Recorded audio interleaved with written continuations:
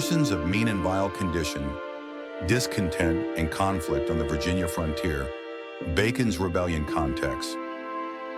The year 1676 in Virginia was marked by hardship, including a failed tobacco crop, ruined corn, and widespread genuine distress, genuine poverty among the population. Governor William Berkeley governed people described as poor, indebted, and armed, reflecting a sizable lower class. Violence on the frontier escalated when Doeg Indians killed hogs and a white herdsman, resulting in a retaliatory attack by a white militia that killed 24 Indians, leading to sustained guerrilla warfare. Bacon capitalized on this mass resentment against the established government, organizing armed groups to fight the Indians and becoming a crucial symbol against the Virginia elite. The government sought to suppress rebellion by developing Indian policies designed to divide the tribes and solidify control over Western lands. The perilous voyage and arrival of indentured servants. The transatlantic voyage for indentured servants, lasting up to 12 weeks, subjected them to brutal conditions, packed in ships like slaves with little food. Sicknesses like fever, dysentery, scurvy, and vomiting were common, often linked to the age of the food and filthy water. Mortality was catastrophic. 106 passengers died of starvation on the sloop Seaflower in 1741, and during another trip, 32 children died from hunger and cold before being thrown overboard. Upon arrival, servants were bought and sold, sometimes advertised as 100 healthy servants, highlighting the pecuniary profit derived from transporting them. They were bound by indentures to work for 5 or 7 years, but any contract inequality ensured enforcement always favored the master.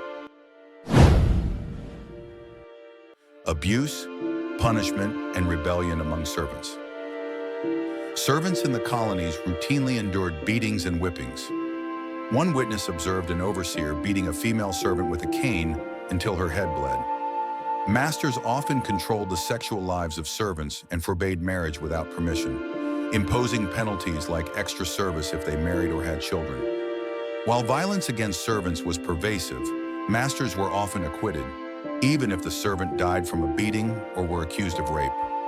This system led to organized resistance, like the 1661 uprising plot in Virginia, where servants planned to seize arms, free fellow bondservants, and acquire liberty.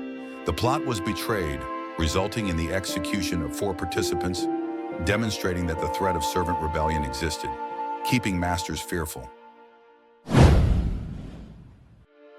The rise of the urban poor and class contention. Through the growth of colonial cities like Boston and New York, the gap between the wealthy and the poor sharpened significantly.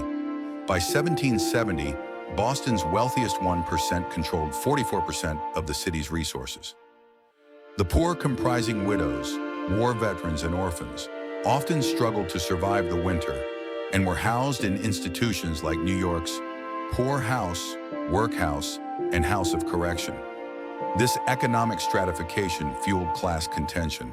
Collective action erupted, such as the 1737 bread riot in Boston, where people broke into corn warehouses, and the 1747 riot when seamen protesting impressment attacked merchant Thomas Hutchinson.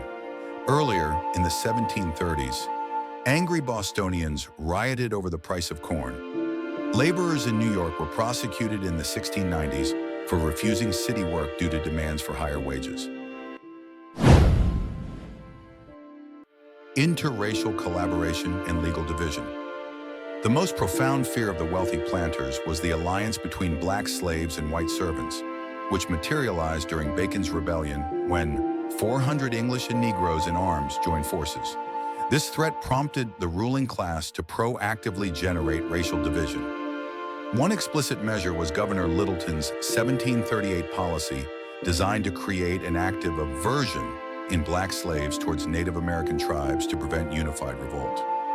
Furthermore, laws prohibiting interracial marriage were established across colonies, partly due to the power of white-black sex relations and the desire to keep the white population pure.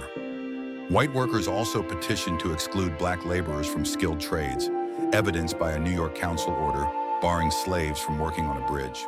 If you like this video, please like and share it with your family and friends. Unsubscribe this channel and don't forget to click the bell icon.